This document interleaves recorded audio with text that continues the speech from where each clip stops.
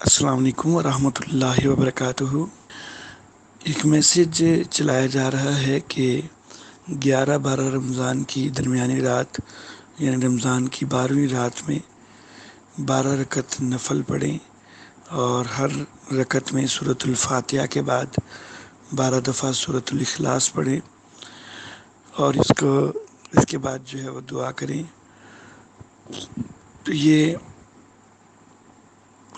بچیوں کے اچھے نصیب کے لیے یہ بات کہی جا رہی ہے۔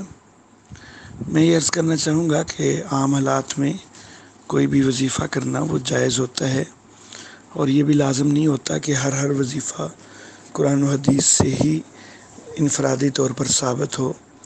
جب قرآن و حدیث سے مطلق طور پر وظیفہ یا دم وغیرہ کا ثبوت مل جاتا ہے تو پھر کوئی بھی وظیفہ جو ہے وہ کرنا جس کے اندر کوئی شرکیہ کفریہ کلمات وغیرہ نہ ہوں تو وہ جائز ہوتا ہے عام حالات میں۔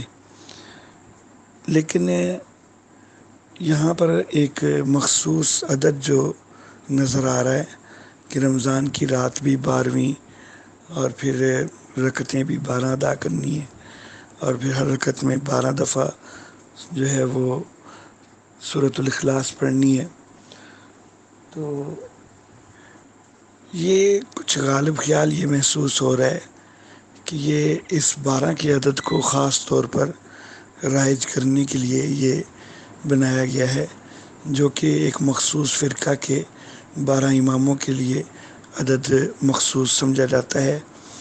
تو یہ ان کی اہمیت کو جو ہے وہ لوگوں کے دلوں میں بٹھانے کے لیے غالباً یہ چیز بنائی گئی ہے، تو اس کے اوپر عمل کرنا میرے خیال میں مناسب نہیں ہے۔